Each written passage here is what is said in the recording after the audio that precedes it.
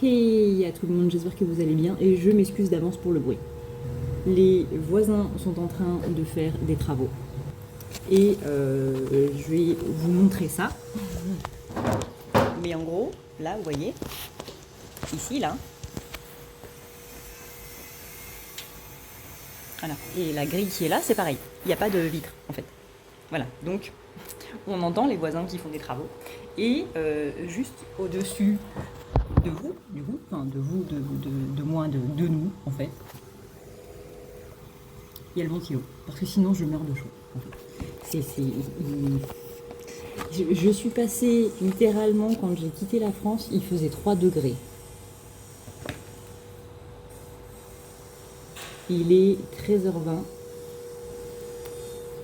On ne voit pas. Il y a marqué 31 degrés. Voilà. Je me suis pris un choc climatique dans les dents. Ça n'a pas fait du bien. Alors, j'ai pas mon matériel. Forcément. Parce que j'avais prévu de faire des petites vidéos vlogs pour vous montrer un petit peu la ville de Saigon. Mais j'avais pas pensé à faire des vidéos tirage. Donc du coup, vous n'aurez pas le visuel des cartes. Enfin, vous l'aurez là, quoi. Mais il n'y aura pas la vue du dessus. Normal. Parce que du coup, j'ai pas de matos. J'avais pas spécialement pensé à faire des vidéos tirage, mais comme il est 13h et que à 13h, du coup, en général, les Vietnamiens ne font rien, parce qu'il fait beaucoup trop chaud. Chose qu'on ne fait pas en Europe sous la canicule, ou du moins pas en France. Enfin, il me semble que en Italie et en Espagne, c'est ça. Les pauses sont rallongées du coup sur le temps du midi parce que c'est là où il fait le plus chaud. Il me semble. Hein. Dites-moi si j'ai des conneries. Mais en France, non. Hein. En France, il y a la canicule, et ben tu as les mêmes horaires. Hein. Et donc, comme il n'y a rien à faire, je me suis dit, écoutez, pourquoi pas faire une vidéo. Voilà. Hein. On reprend... on a fait un planning justement pour tout le côté 2025. On se met dedans. On reprend le taf bien comme il faut. On est actif. Et cette année, c'est notre année. Et écoutez... on est actif. Alors... voyons voir un petit peu. On a le 9 de coupe à l'envers. Donc il y a un petit sentiment d'inachevé là. Un petit sentiment d'inachevé qui amène quelques... C'est pas pratique du tout. Pardon, vous verrez pas les cartes. Un petit sentiment d'inachevé qui amène un petit peu de regret. On a le 10 de bâton. Ouais, c'est quelque chose d'inachevé par rapport à quelque chose pour lequel vous avez beaucoup donné. Et c'est ça, en fait, ce sentiment d'inachevé. C'est qu'il y a eu beaucoup d'énergie, beaucoup d'émotionnel, beaucoup peut-être de financier. Bref, il y a eu un investissement qui soit visible ou invisible, mais qui a été particulièrement intense, possiblement pendant plusieurs années. Et là, c'est un petit peu en train c'est pas spécialement de revenir, mais ce sentiment d'amertume, en tout cas, lui, il est en train de revenir. C'est pas la situation qui est en train de revenir, c'est juste, on est en train de penser à cette situation-là et ça fait mal. Alors soit, par exemple, vous avez bloqué quelqu'un et vous vous rendez compte que cette personne vous a bloqué en retour. Et du coup, ça fait mal à l'ego. Soit vous avez travaillé avec quelqu'un qui foutait pas grand-chose et c'était vous qui faisiez tout. Et vous êtes sorti du projet parce que vous en aviez marre. Et que là, vous voyez que cette personne a trouvé un autre associé ou quoi que ce soit, mais que le projet a plus avancé ou quoi que ce soit. Mais dans un autre côté, il y avait aussi ce truc de... je sentais que ce projet n'était pas fait pour moi. Vous voyez, on avait ce côté quand même qui était très toxique et qui ne vous allait pas dans tous les cas. Donc dans tous les cas, vous avez bien fait d'en sortir.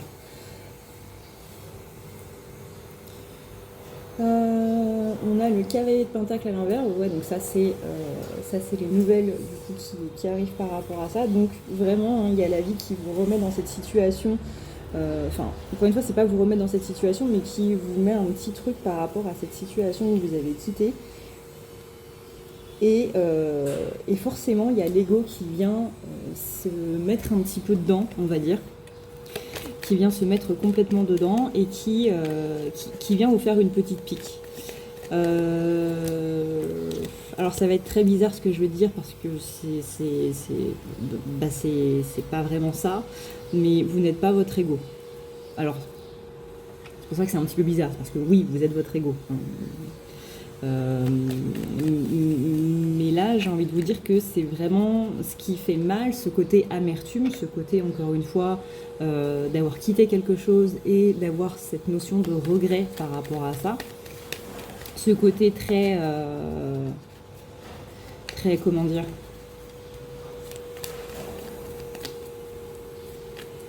inachevé. C'est pas...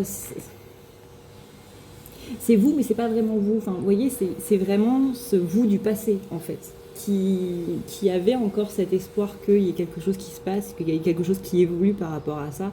Par exemple, un ex, même si on bloque son ex, même si on coupe la relation, même si ça vient de nous, la rupture ou quoi que ce soit, ou qu'on coupe totalement les ponts, se rendre compte que cette personne vous a bloqué, ça va piquer un petit peu votre ego. Parce que c'est cette personne qui a tellement investi dans la relation qui se rend compte que c'est vraiment terminé, en fait. C'est comme si, là, on mettait une fin totale, un point final, en fait, à des espoirs qui n'ont plus lieu d'être, parce que ces espoirs-là, en fait, vous tenaient accrochés au passé. Ouais. Vous voyez, là, on a bien la carte de la mort qui est à l'envers, avec la carte de la reine de Pentacle qui, elle, est à l'endroit.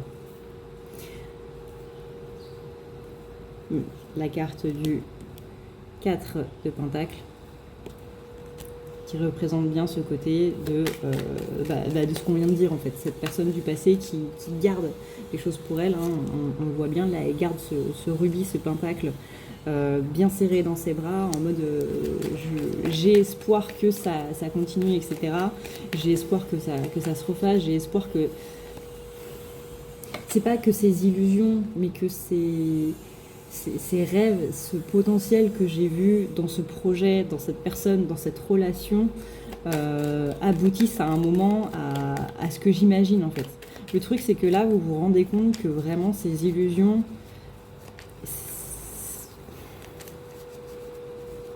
ces espoirs, ouais, étaient des illusions plutôt. Voilà, on va le tourner dans ce sens-là.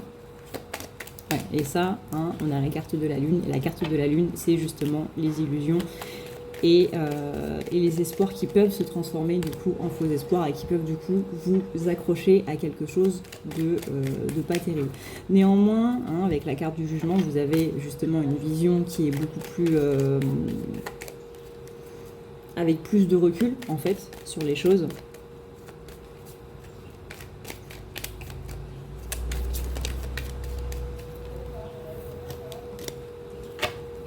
Et... voilà, là on a la carte de l'impératrice. Le fait de couper du coup avec tout ça, le fait de vivre en ce moment, aujourd'hui, ce que vous êtes en train de vivre, va vous permettre de retrouver complètement votre force véritable, votre pouvoir véritable. C'est-à-dire que comment on fait pour retrouver son pouvoir, comment on fait pour redevenir la personne que... C'est pas spécialement redevenir la personne qu'on était, puisque dans tous les cas on évolue, donc on ne peut pas vraiment redevenir la personne qu'on était. Donc ma phrase est très mal tournée.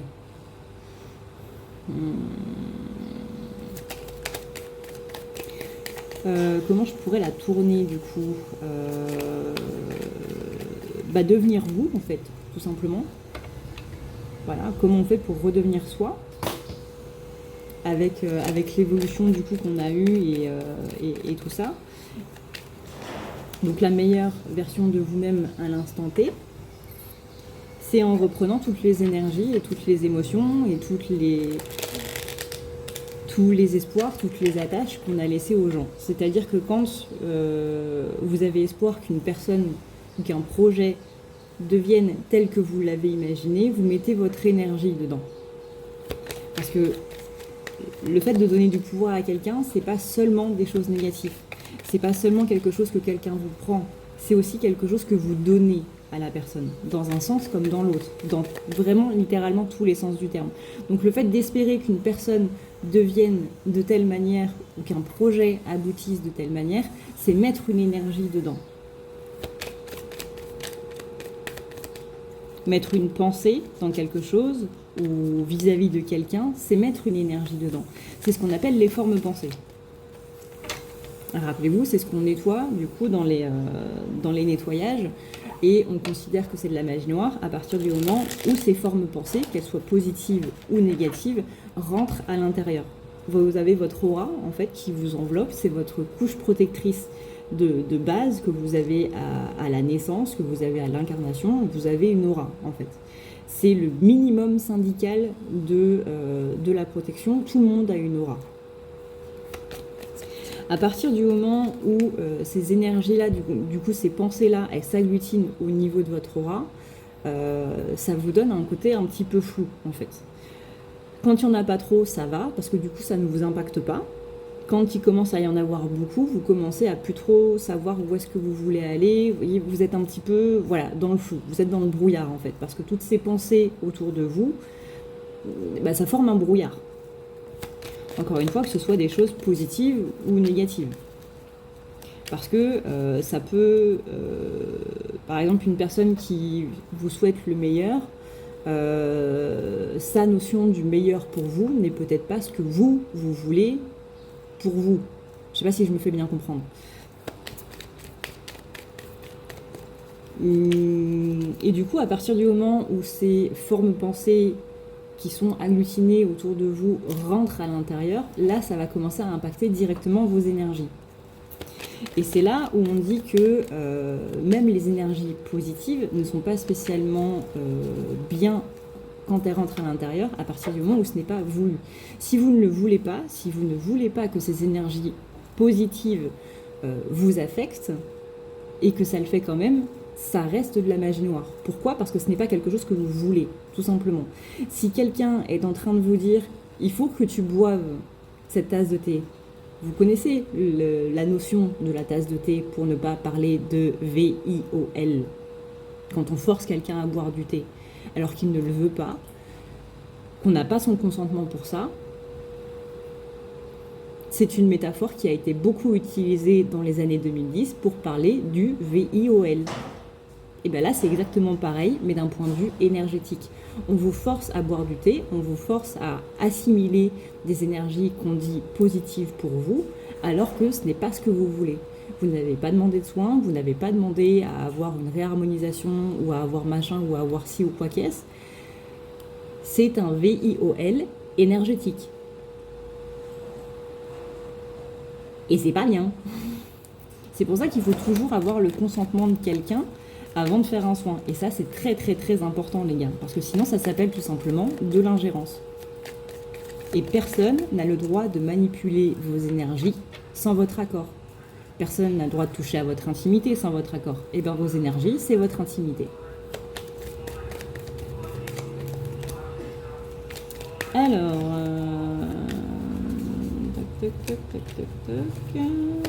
On a l'as de bâton.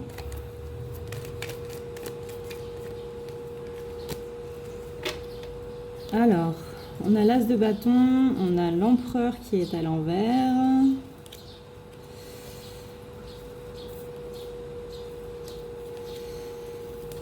On a quand même beaucoup d'émotionnel là-dedans. Le 6 d'épée, ça indique une relation qui a été assez dure à terminer. Une relation où il vous a fallu, je vais y arriver, beaucoup de courage pour mettre un point final en fait à tout ça.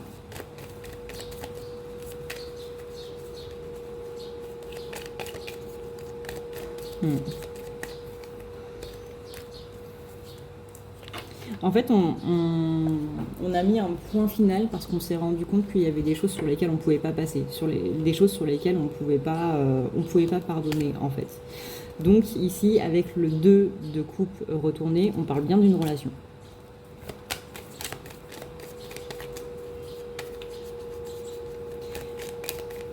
Ça ne veut pas spécialement dire que vous pensez à cette personne-là ou que vous avez encore des sentiments pour cette personne-là ou quoi. Ça veut juste dire que là, il y a l'univers qui est en train de vous remettre des petits flashbacks, en fait, pour que vous voyez à quel point vous avez évolué par rapport à cette situation. C'est pas spécialement pour vous faire souffrir, c'est pas spécialement par pur sadisme ou quoi que ce soit. C'est juste pour vous dire, regarde par rapport à cette situation-là, où tu en es maintenant, qu'est-ce que tu as accompli depuis que ça s'est terminé, et regarde à quel point tu es peut-être mieux par rapport à tout ça aujourd'hui. C'est vraiment ce truc de regarde tout ce que tu as accompli, en fait.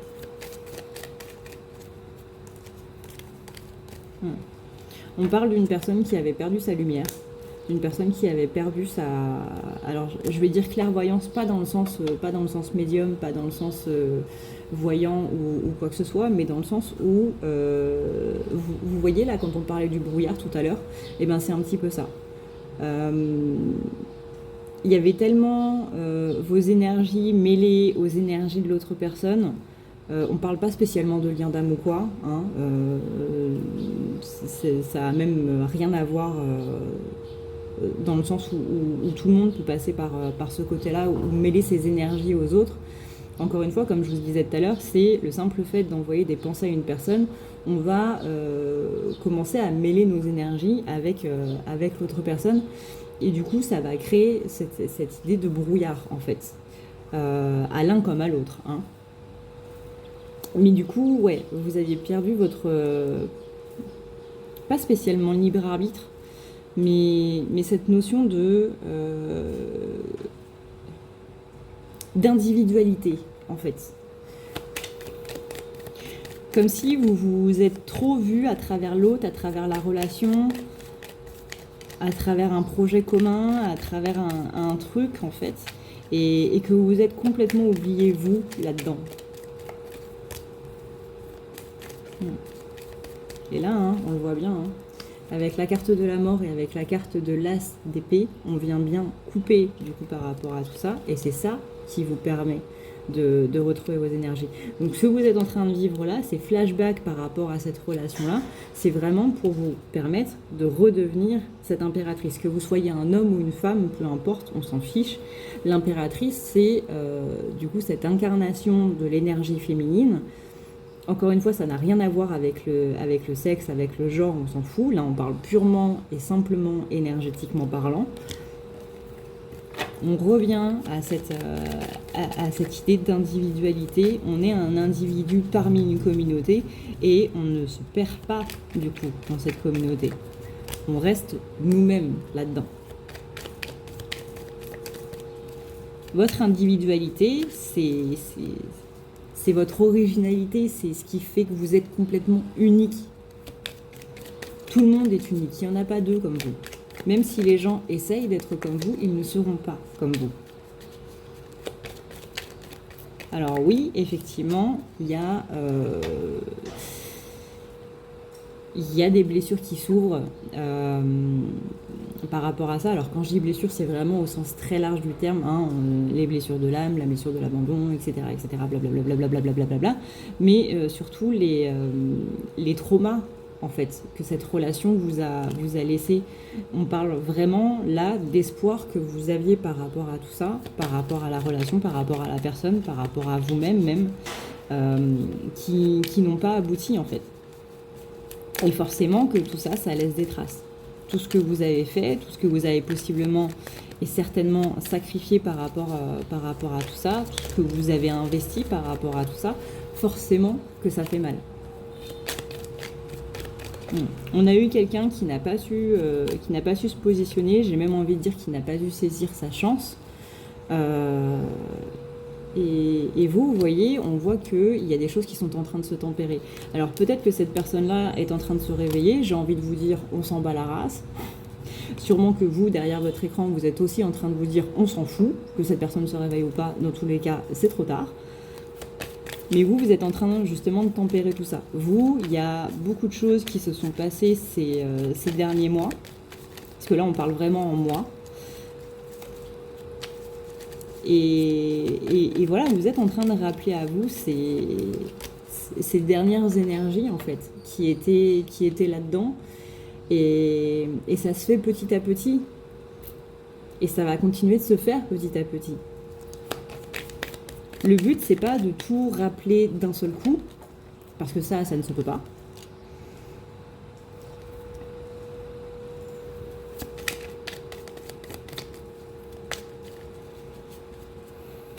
Mais ouais. Vous voyez, il y a cette idée de retrouvailles avec soi-même. Il y a cette idée de retrouvailles principalement avec soi-même. L'individualité.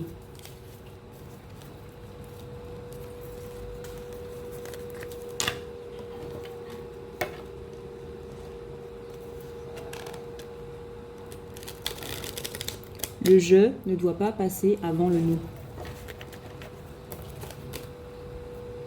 Non, c'est l'inverse. Le nous ne doit pas passer avant le je. Oui, c'est ça. Ne perdez pas votre individualité pour quelqu'un. Vous savez que ce sera une personne avec qui vous pourrez être sans pression, sans rien de négatif, à partir du moment où comment dire, où cette personne, elle vous demandera, elle vous fera ce rappel en fait, de ne pas vous oublier vous, et qu'elle vous aidera à devenir quelqu'un de meilleur. C'est pas quelque chose que vous ferez en sacrifice, c'est quelque chose que vous ferez parce que vous en aurez purement envie. Je sais pas comment expliquer ça, mais je pense que vous le visualisez très bien pour l'avoir vécu. Il y a une différence entre je vais faire ça parce que ça va faire plaisir à l'autre et je vais faire ça parce que je sais que c'est la bonne chose à faire.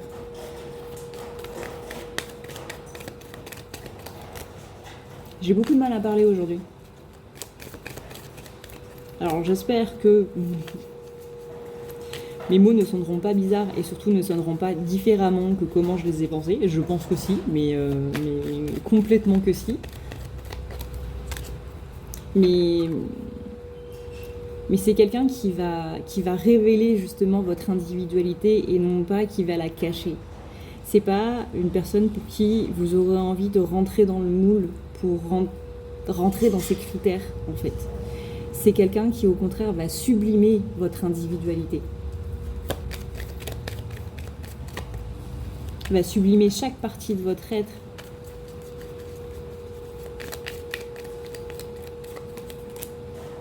Et qui va vous dire que ces choses que vous n'aimez pas chez vous, bah cette personne-là, elle les adore.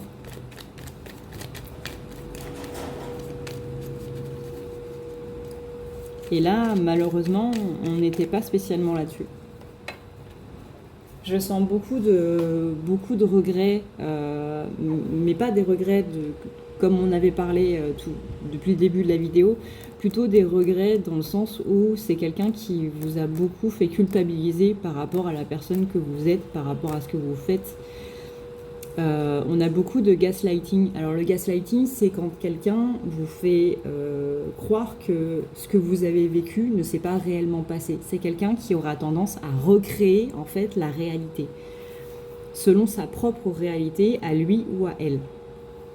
Et donc du coup, c'est là où cette notion de regret, elle entre en jeu, parce que vous pensez avoir vécu quelque chose, vous êtes absolument sûr d'avoir vécu quelque chose, que ce soit sur le plan émotionnel ou que ce soit sur le plan concret dans la matière. Vous avez vu, vous avez ces souvenirs-là, vous l'avez vécu de cette façon-là, et cette personne vient vous dire non. C'est pas comme ça que ça s'est passé. Et là, du coup, vous allez mettre en doute votre réalité. C'est ça, du gaslighting. Et ça ne se fait pas. Que ce soit de la manipulation intentionnelle ou pas intentionnelle, ça n'en est pas moins de la manipulation. Alors peu importe les raisons psychologiques qui font que cette personne-là le fasse ou non, qu'elle en ait conscience ou non, encore une fois, on s'en fiche, ça n'en est pas moins que chez vous, ça a laissé des traumas. Et une personne qui ne veut pas reconnaître ça, et qui justement est en train de gaslighter le fait qu'elle vous ait gaslighté, donc elle est en train de dire que non, ça ne s'est pas passé comme ça, quand vous dites que ça s'est passé comme ça, etc., etc., vous voyez le film Inception avec Leonardo DiCaprio? Bah voilà. Donc la toupie, elle tourne ou elle tourne pas?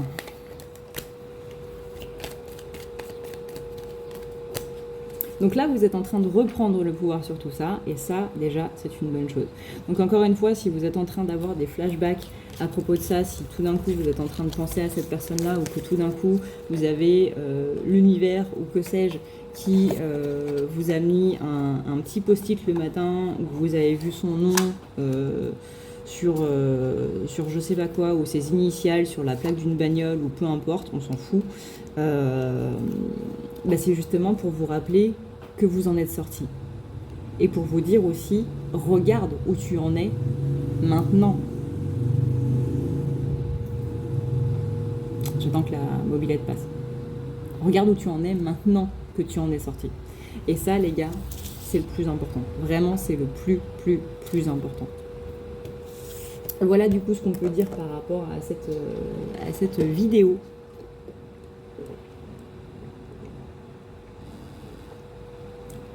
Le fait qu'il y ait 46 glaçons là-dedans aussi, c'est un banger, vraiment.